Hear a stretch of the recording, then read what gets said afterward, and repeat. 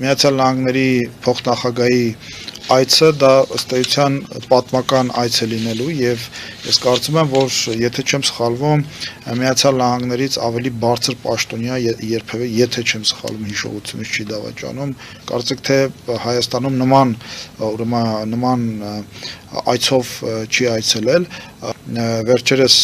օրեր առաջ նաև Վաշինգտոնում տեղ ունեցավ Արարատ Միրզոյանի եւ Միացյալ Նահանգների պետքարտուղարի հանդիպումը եւ հրապարակվեց հայտնի այդ շրջանակային փաստաթուղթը եւ դրա տրամաբանական շարունակությունն է, որ այդ պրոյեկտները արդեն գետնի վրա պետք է ռեալ արդեն ուրեմն փաստաթղթավորվեն, հա, այսպես ասենք, դրա մասին խոսել է նաև Միացյալ Նահանգների նախագահը, գրել է իր սոցիալական